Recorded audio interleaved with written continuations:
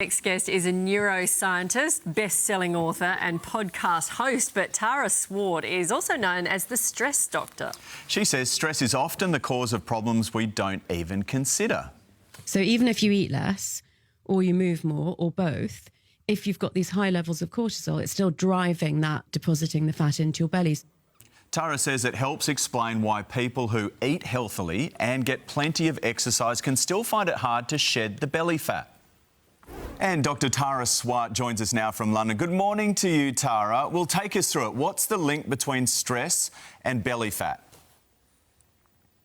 Good morning. It's actually an evolutionary mechanism which helped us when we hunted and gathered and lived in the cave, because you wouldn't always necessarily get, a big hairy mammoth to eat for several months. You might get some berries or smaller animals. So when we would store fat around our abdomens so that we could digest it if we couldn't find food.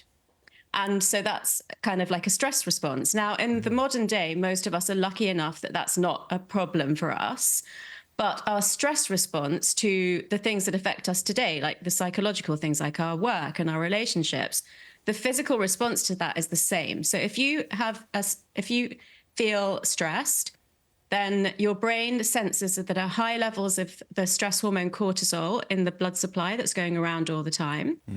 And these receptors notice that, and if it's sustained, they think, what's the biggest threat to my survival? And we're still wired to think that that could be starvation. So we lay down extra fat in our belly. That's interesting. So can that override even if you're dieting and exercising and doing all the right things?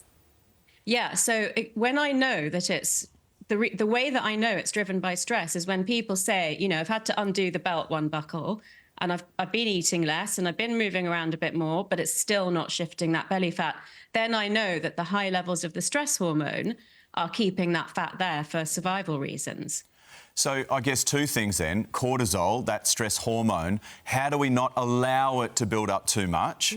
But also, if it does, how do we get rid of it? So to not allow, the main thing is to address the root cause of any stress that you're aware of in your life.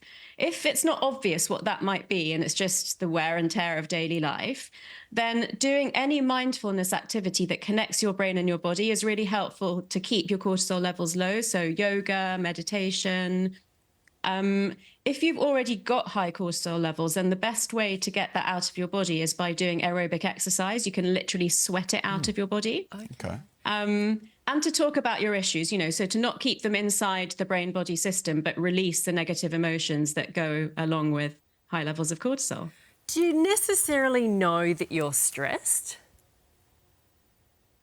I think one of the issues is that, a lot of people may not know the signs of being stressed. So apart from belly fat being a sign, but it does take a little while to build up, because of the gut-brain connection, any indigestion, acid reflux, stomach ulcers, bloating, that can be quite a good sign that you might be stressed.